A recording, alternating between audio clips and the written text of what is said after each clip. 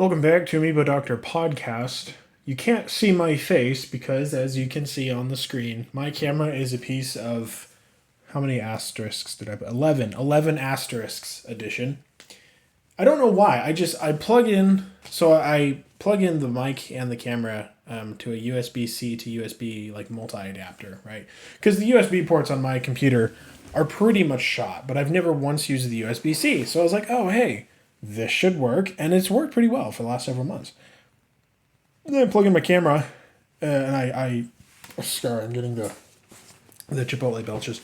I went to Chipotle after church today. And then I click start recording, and the camera just, like, it just freezes and then just stops input altogether. And it does not appear like it's going to come back at all. Just at all. So I keep having this problem. Don't know why. Several different cameras. I guess they're all from the same manufacturer, so that might be why. Anyway, oh man, I'm done with finals. Oh my god.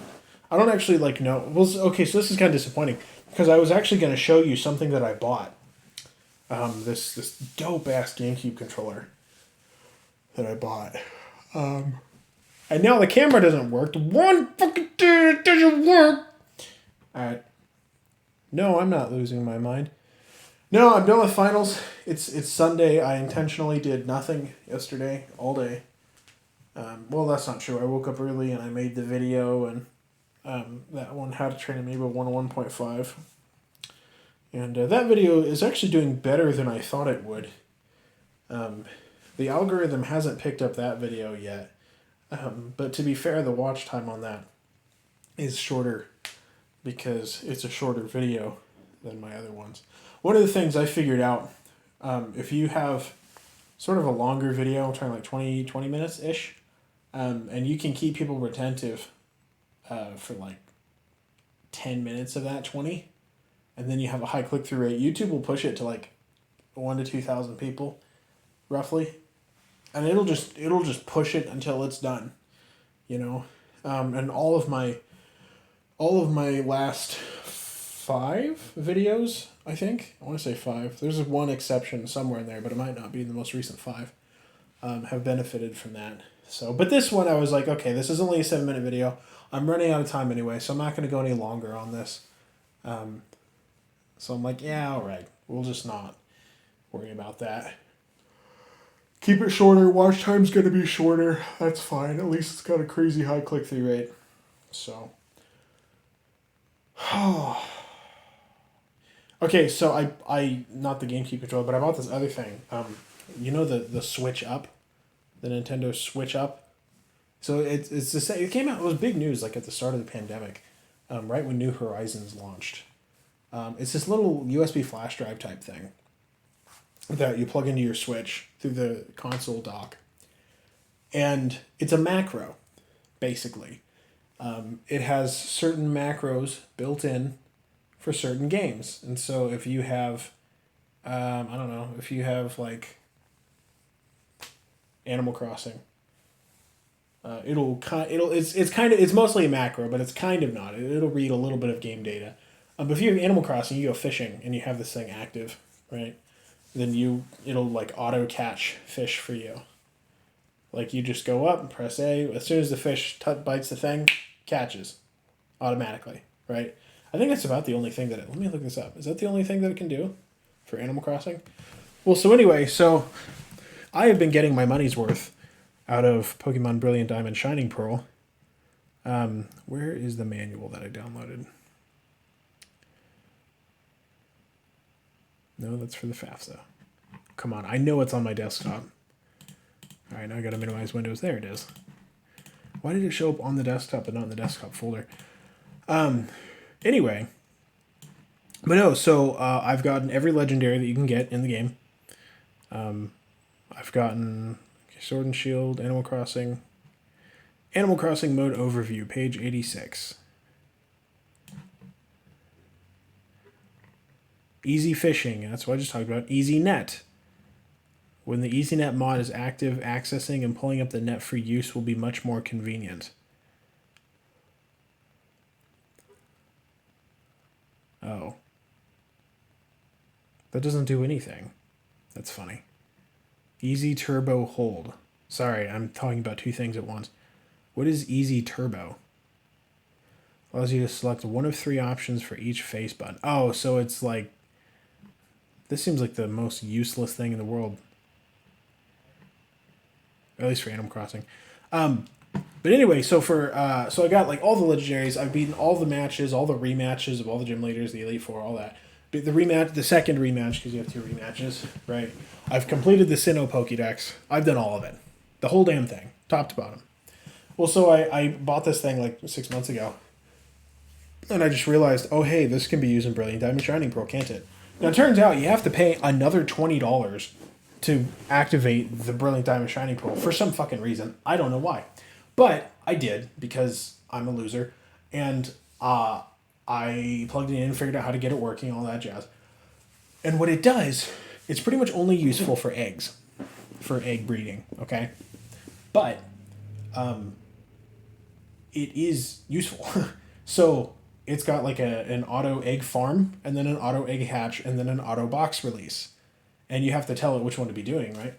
But you can have it just automatically farm eggs. So what I've been doing, I have a 6 IV EV that I hatched myself. I bred it legit by hand. And so I've been using that EV to like, breed thousands and thousands of EVs to get 6 IV, max perfect ones, right? And then I've been doing that for Riolu, and I did it for a couple of Beldum and for a couple of Ralts. And so I have like 15 perfect EVs. And I got a shiny Riolu. That was dope. It's IVs. It was only 4 IV, and it was like as low as a 4 IV could get with 2 perfect IV parents. I have a 6 IV Ditto that I got from somebody. Anyway, so I've been just hatching the hell out of that. And that's been fun. Well, the cool thing is it does it automatically, and it's pretty much flawless if you set it up correctly. So, like, before I go to bed, I'll give it, like, 15 boxes of eggs to hatch. And it takes about a half an hour to get through a box, roughly. And so when I wake up, it's almost done. So, like, if I am like, oh, I know, I would like 500 Raltses, I just set it up with one of my old 6 IV Raltses. And then I, get all the Ralts. And there's usually about one perfect one per box, roughly. And I don't even know what I'm going to do with all of them. Like, really. My original thought was, I'm going to, like, take each evolution and I'm going to, like, make an evolution. And then I didn't. And I just went ahead and did that with, like, near perfect IVs instead of taking the max. Sorry, I'm very yawny today. I was up late last night. Up until midnight. I know. The nice thing about summer, though, is that the sun comes up right around when you should wake up. So, like, 6:30 in the morning, I'm awake. And I feel pretty well rested. I really like that. Anyway, no, so that's been super dope. I have no idea what I'm going to do with them, honestly. Like, I used to hatch a box or two and then just GWS, like, all of them. But it takes, like, an hour to Wonder Trade a box.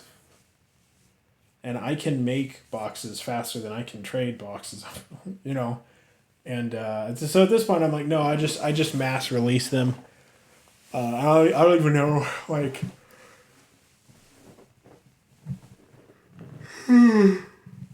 Oh, sorry. I don't even know what I'm doing it for, but I'm doing it, and it's fun, and I like it. So... But that's really, like, I've done everything else in the game. I mean, I guess I could complete the National Dex and get the Shiny Charm. Like, I could. I'm exactly 200 Pokemon away from doing that. But honestly, that sounds terrible. That sounds just terrible. I don't know why people complete the Pokédex. I really don't understand it. I do not get it at all. Like, completionism, fine, that makes sense. But really, completionism in Pokemon? I mean, come on. That's the game. Like, yeah, okay, gotta catch them all, great. but you're kind of not supposed to because you can't catch them all in a game on its own. So, anyway.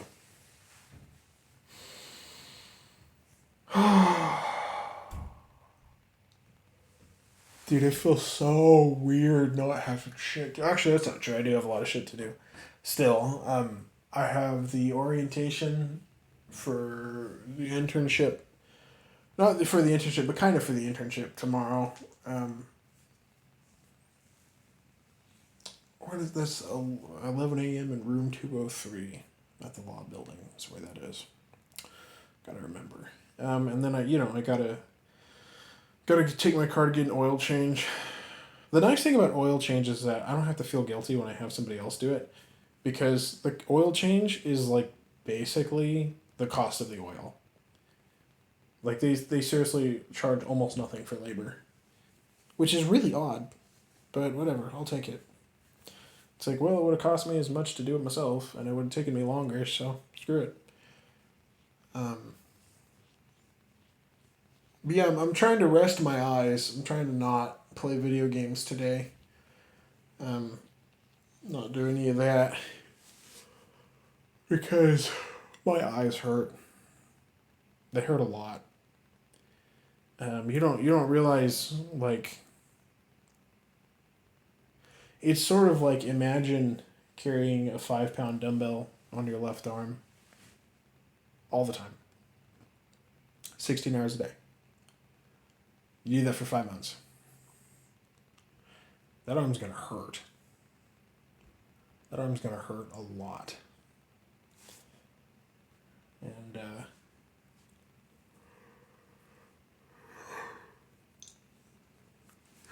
my eye muscles are the same way. I mean, I've spent the last year straight reading. Just reading.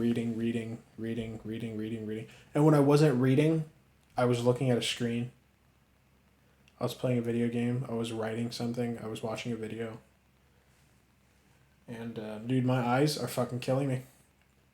Especially my left one. I don't know why. And I've tried the fake tears. Because you can buy them off Amazon. You put them in, and they help temporarily. They do.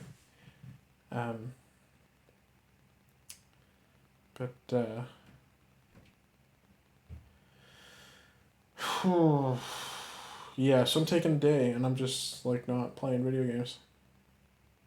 I took this morning, I woke up this morning at, like, 6:30, probably close to 6:45. And I had already decided last night that I wasn't going to play any games today. And so I got up, and I went to the gym. It's nice to work out in the morning, but only when nobody's there. Otherwise, it sucks. I don't like working out around people. It pisses me off. I'm like, everybody go away so I can do my curls. I usually work out late at night for that reason. But, anyway, so I got up early. I guess early for most people. I mean, 6:45 really early. That's kind of the thing. Your schedule gets so messed up as a law student. Like, it really does. Class starts at 9. Okay, I'm up at 7:30, And, like, I am not somebody who prefers to stay up late. I really don't. I would rather be up early in the morning. But your schedule as a law student just kind of flops over on itself. And you just can't really do that, So. Yeah, so I went to go work out, and about halfway through the workout, I was like, you know what? I don't think I'm going to eat breakfast today. I think I'm going to fast. And I did. I got to like 10:30, which is when I should have been leaving for church. And I started having trouble standing up. And I was like, yeah, you know what? This might not be the best idea. So I had some paleo waffles. I know. Did you know that exists? That's a thing. Paleo waffles. They're not real waffles. But that's okay. I actually prefer them over real waffles. I am not the kind of person who usually... You know how stores... I don't think Walmart does this, but some stores they have like the regular people food, and then they have like the health nut food. It's in a separate section, right? I am usually a regular people food kind of person.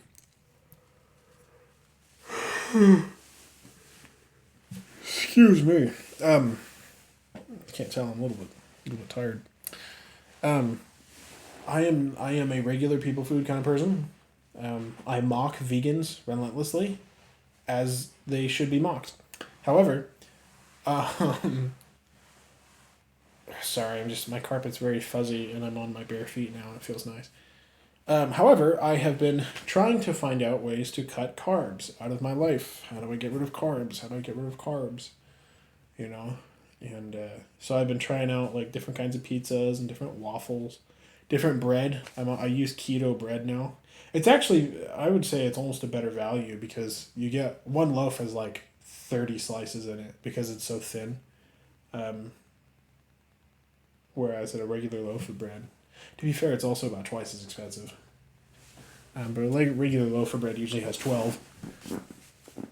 So, like, hey, that works for me. And like, bread is the way I use bread. Okay, I don't eat toast. Toast is stupid. I don't know why people eat toast. I eat toast with like butter and then cinnamon sugar on it. It's really good, but it's still just carbs. Um, but no, like the only time I eat bread is as a holder for my chicken sandwich. Like that's it. And so like I don't need fancy ass bread. Fuck that shit. So I just get keto bread because it cuts out more carbs. And so I got paleo waffles because they don't have any carbs and they're actually pretty good. Expensive as hell, but they are actually pretty good. I cannot complain. And the sugar-free syrup. And sugar-free syrup on its own is terrible. Paleo waffles on its own is terrible. But you combine them, not that bad. It's really not that bad at all. And then you put peanut butter on it. It's like, oh, that's actually.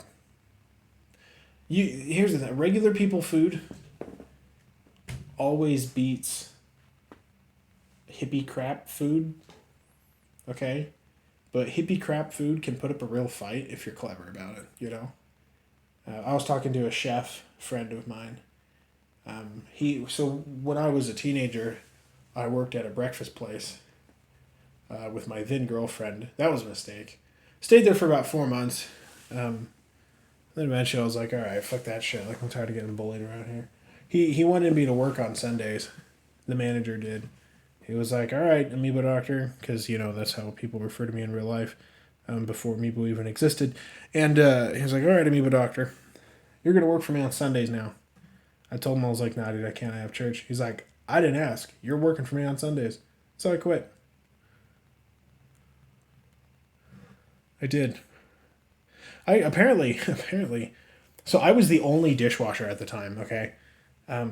Sorry. Oh, right. Sorry. Backtrack. We'll get to that in a sec. The chef friend. So we met at that restaurant, and he works as a fancy chef now. He's really stepped up in life, which is awesome. He was like 30 when I met him, and now he's like, probably 36 to 38 ish, somewhere in there. And he's but when we first met, he was kind of a deadbeat, druggy, not taking care of his kids. He had two baby mamas, and now he's stepped up and he's taking care of both. He's got custody of both of them now, and he's making good money. It's like, fuck yeah, man. Anyway, so we were talking about like vegan food and shit. He was talking about like, yeah, vegans are like, oh, it's so much better than real meat. It's so much better. And it's like, no, you have to take the thing, and you have to like season it and sauce it and spice it. It's got to be very specifically done, and then maybe it can stand up to like a regular plain burger. But you put ketchup and then like butter on the bun, and everyone goes for the real burger. Even dogs go for the burger with butter and ketchup and shit. It's like vegans, their food is shit. It is. It's shit. They know it's shit. They have an agenda because they're vegans and they're forsaken by morality. So they think that animals have souls, and that's a long story. Anyway, oh, right. So when I quit that job, apparently that was actually like the nicest quit that they had ever had. Because I went in, I was like really apologetic, but I was like, hey, like I didn't directly quit to the manager that was like telling me I had to work on Sundays. I quit to Miss Skaggs, who was the second in command. She was a little bit nicer. But like literally, I came in, so I was scheduled to work Friday, Saturday, Sunday, and I came in Thursday, and I was like, hey Skaggs, how's it going? She's like, hey, good. What are you here for? You about to quit on me? I shit you not. That's what she said. And she said it with a grin and all that. And I was like, well, actually, yes. And she's just, and I was the only dishwasher. That was the thing. I was the only dishwasher. Okay, the only one. And so her smile just. Now Skaggs was pregnant at the time, so they weren't gonna make her dishwash because that's too much lifting. And so the boss that was always like, you gotta come in and work. Cause was that? I think that Sunday was actually Mother's Day, which incidentally is today. It might have been Mother's Day. It might have been Easter. I don't know. I'd have to look it up. But it was one of the big holidays. Sunday is usually the most important day for a restaurant place, anyway. But no, and so I said I was like, look, I'll work Friday and Saturday, and that's it. And Skaggs tells me, she's like, okay, but you're gonna work Sunday too, right? And I'm like, nope, I have church. She's like, oh come on, like just this once. I'm like, no, I'm quitting. This isn't really my problem anymore. And she's like, oh okay. So Friday, I go to work. I don't see Kellogg. That was the boss man's name, Kellogg. The one that was telling me, all right, you gotta work on Sundays now. When I had specifically said like I can't work Sundays. And then Saturday, like the last 2 hours of my shift, as I'm busting my ass in the dishwasher pit trying to get everything done and get the glasses up and get the silverware clean and shit like that, he comes over. He's like pissed the fuck off. So he comes out of his office because he had an office. It was really more of a closet with a computer. And he comes out and he's like, so okay, I'm gonna try to impersonate him. You have to understand, this guy was 55 years old and he sounded like a 10-year-old with a nasal allergy. Okay, you ever met those people? So he sounded. So I heard you're quitting for me, Mr. Amiibo Doctor. I don't know if that sounds like him or not. It might not. So I'm like, yeah, I am. He's like, Is it because I'm making you work on Sundays? I'm like, yep. He's like, well, that's too bad. It's because you're going to have to work on Sunday anyway. And I'm like, I don't think you understand, Mr. Kellogg. I'm quitting on Saturday. Like today. No, what did I say? I said, I'm quitting today. It's my last day. And he's like, You're quitting without giving us 2 weeks' notice? That's not professional of you. and I'm like, the way you treat me isn't professional. You know that, right? He'd called me like all sorts of names in the past. Like I'm used to taking abuse from employers, but he was like really crossing the line. Like when the former Marine who was at the time his second in command before Skaggs took over was telling him like, dude, you should go easy on that kid. That's when you know you should shut the fuck up and go easy on that kid. But he didn't listen because he's a dumbass. And so anyway, so he lost his shit and started telling me that I'm lazy and that I'm unprofessional, that I'm never gonna make it anywhere in life. And I didn't care. I didn't quit and leave. Like I didn't just walk out because I wanted to collect my check and look him in the eyes. I just kept working. I didn't really care, and he could tell that I didn't really care. After about 5 minutes, he left. But so then, okay, so I mentioned that my girlfriend at the time was still working there, right? So I was Kellogg's least favorite guy, and she was Kellogg's favorite employee, like by far. Okay, Kellogg liked her so much that when she turned 18, okay, he put all of his cojones on the line to get her a job at the other branch in town. Like not just a job, a managerial job. She was literally I'm not shitting you when did I just spit all over my computer? I think I did. She told me she was the youngest manager in the company's history. She was definitely one of, because she became a manager on her 18th birthday, which is the first day that they could legally do that. And it was like, what the fuck? Turns out Kellogg was actually we'll call him a pedophile. A little bit more extreme than that, actually, but he was. Anyway, so let me backtrack that because like, well, no, actually, because he was investigated, wasn't he? Yeah, so I can say that. I can say that safely. Because I was told that he was investigated for stuff. And anyway, so he hated me, but he loved her, favorite employee, right? And so I asked her what happened after I quit, and so she told me she was like, yeah, he came in that Sunday.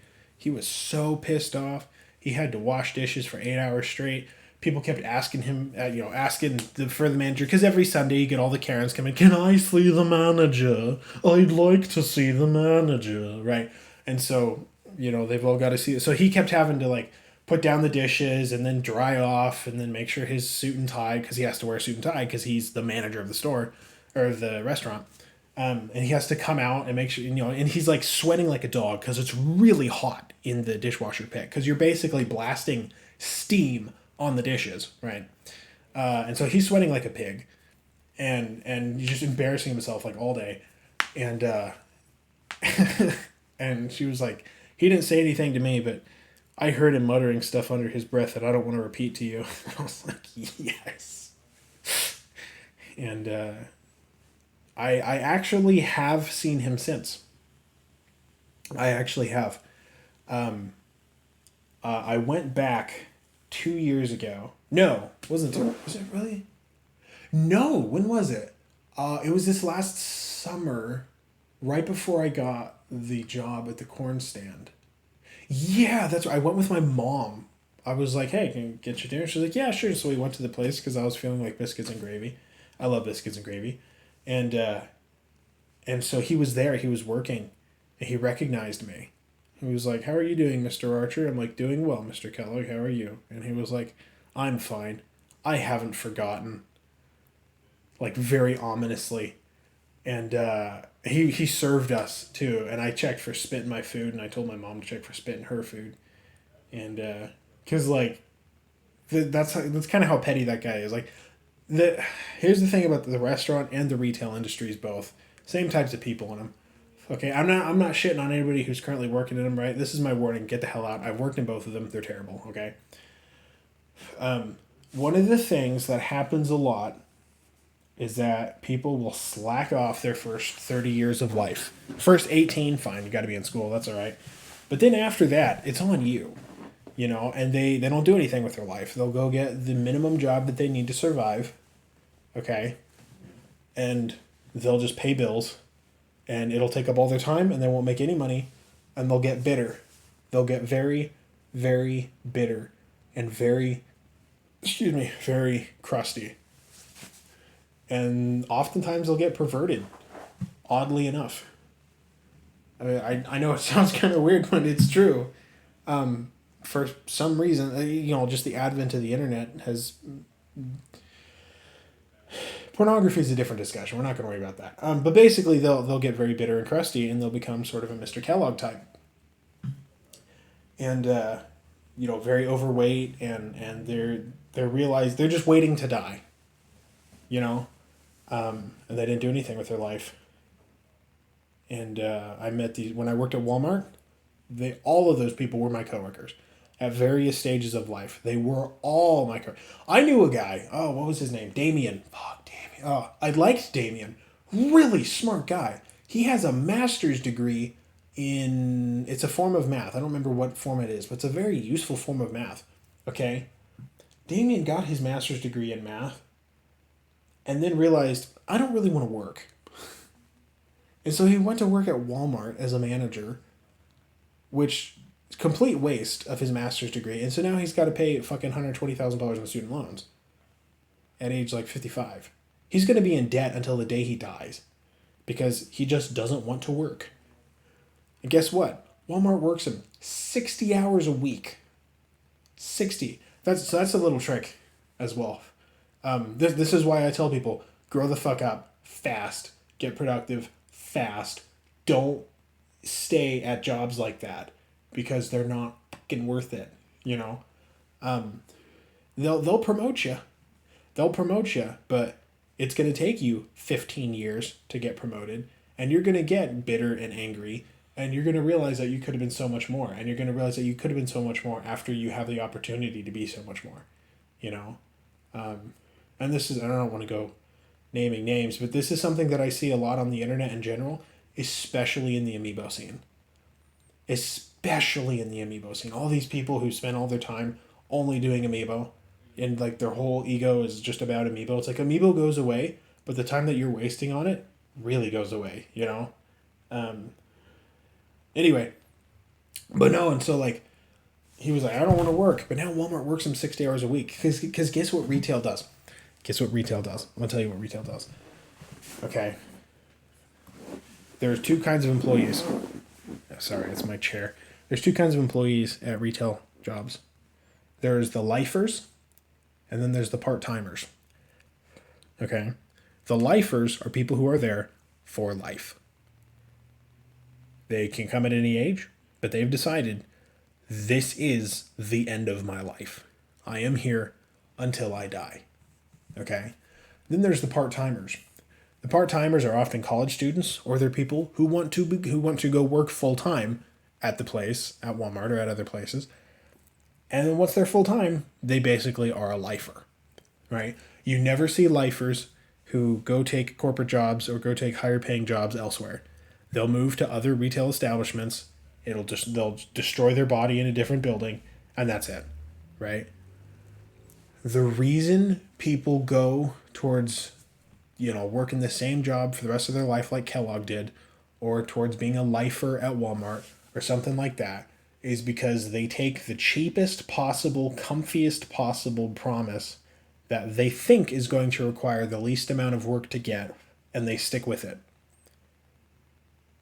So, story time. So one of the things, and I've worked at Walmart, but I know that this is true for pretty much every retail establishment. So Walmart's not unique in this. Okay. So when I first worked at Walmart, I remember my first 90 days pretty clearly. Okay, they set out a plan. First 30 days, you're on probation. They can fire you at will, and then you get a 50-cent raise after 30 days, which I never got, bastards.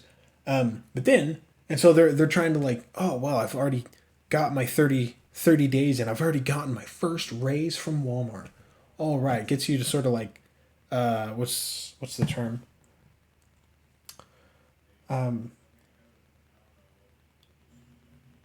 Sunk cost fallacy, right? I don't want to lose my 50-cent raise, right? And they don't do this anymore. They stopped doing this shortly after I was hired because the pandemic hit. But anyway, so they get you bought in, right? And so they give you a little pamphlet, and I think I still have it somewhere. Well, I've probably thrown it away. Hope I've thrown it away. It'd be a stupid thing to keep. But they give you this little pamphlet. It's like a timeline. It's like 30 days, 50-cent raise. And then 90 days, in bold, eligible to become corporate executive. And then 1 year, human resources review. So you have your annual review after a year, right? And it's like, and immediately from the get go, they're trying to get you bought in on, I'm going to be here for at least a year. Okay? They're trying to get you bought in on, and that's a turnover thing. They're trying to keep you. They're trying to make you a lifer. They don't care that it's going to make you bitter. They don't care that it's going to destroy your body. Because it is. Retail and restaurant destroys your body. It does. So does welding, incidentally. But welding is a much better job at the least. Because at the very least, it'll destroy your eyes after about 15 years. But, like, you can, at the very least, turn that job into something else, But no, like, and so these places will do this. Sorry, it's chair again. These places will do this because they don't give a shit. They don't.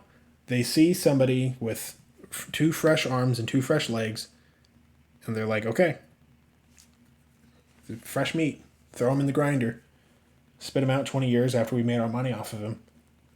They don't give you a pension. They don't give you retirement.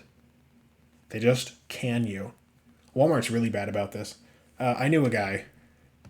He was coming on his 20th anniversary. And at Walmart, if you are there 20 years, you get a lifetime 10% discount. And those lifetime 10% discounts are worth a lot of money over the rest of your life, right?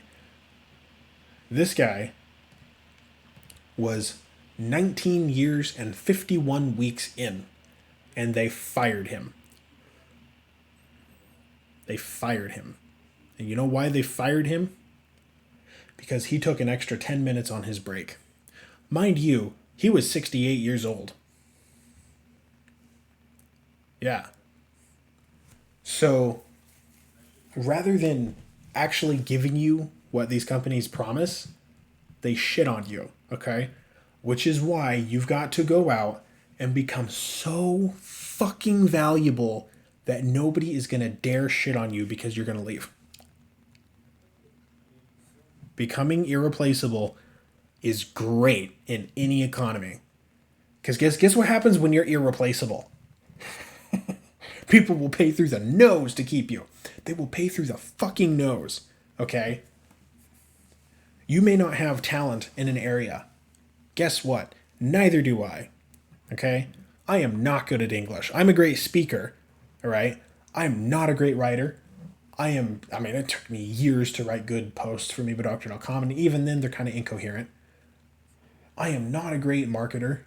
I'm not great at any of that. I have minimal talent, probably none. Okay? Doesn't fucking matter. I'm in law school. All right? I'm not in law school because I have talent. I'm in law school because I have no talent. You know what I'm saying? And there's a million ways to make money, and so don't ever get bogged down into thinking, oh, well, this job is my security. This job will pay my lifeline, because they will fire you the second it comes time to give you anything other than a paycheck. You know what I'm saying? And they don't. They're going to make you bitter and crusty along the way, and they're going to pay you as little as they can possibly pay you. That is the reality for nearly everyone in the country, in every country. Seriously, that's what the economy thrives on: the cheapest possible labor. At all times, the cheapest possible labor, right? And if you want to be the cheapest possible person, fine, but you can't get your time back, you know? So you got to go make your time as worthwhile as possible. Think of it like this. Okay. My legal education is probably going to cost me about $120,000. All right. That is $2,060 an hour hours of work. Okay. If I didn't get my legal education, with my economics and finance undergraduate degrees, I could probably go make about $60,000 a year. With my legal education, minimum, I can go make $100,000. That's an extra $40,000 a year working the same hours. Okay, it's going to take me 3 years to get it. Probably 3.5 because I have to pass the bar. Okay, it's going to take me 3 years. But so 3 years, right? That I could have been making $60,000. So that's $180,000 plus the $120,000 of cost. So it's going to cost me $300,000 in money to get this. Okay. But that extra $40,000 a year, after 8 years, that's paid off, and I'm ahead. After that, I'm making more financially, and I'm better off financially than I would have been, right? So like when I'm 33, okay, I'll have come out ahead. Now compare that to if I had never gone to college and just stayed at Walmart making $11 an hour. Okay. Think about where that would be. I'm not even going to do the math on that, because I would, if I was making $11 an hour at Walmart, it would take me 10 years to make what I could make with a legal degree in 2. Maybe not 10 years. Well, that depends, because the legal degree, I don't know. I'm not going to do the math on that. But it probably would take me 5 years to make what I could make in 2 with a legal degree. Not even like going and being a lawyer, just with a JD. You know what I'm saying? So, education, big fucking deal. You're not doing it for you today. It's not supposed to feel good today. Go fucking do it. All right? All right. Oh, yeah. Yeah, by the way, and when you get discouraged, do the math on that. Do the math on it. I'm serious. Be like, okay, I could go work at Walmart for $11 an hour, 2,000 hours, 22, we'll say 2,200 a year. All right, that's like 45 hours a week. Okay. And make, before taxes, 11 hours. Sorry, I have to do math all of a sudden. I haven't had to do math in a while. because legal degree, which is the nice thing about going into law. Make like 33,000 a year, okay, 33,000 before taxes. After taxes, it's like 28. In other words, can you live on $400 a week? Well, that's probably just your rent. Like 1 month of rent is probably 400 to 600, depending on where you live. So you just might be fucked if you don't. All right, but yeah, do the math. Take like 15 minutes and do it. It'll change your life. All right, Amiibo Doctor out.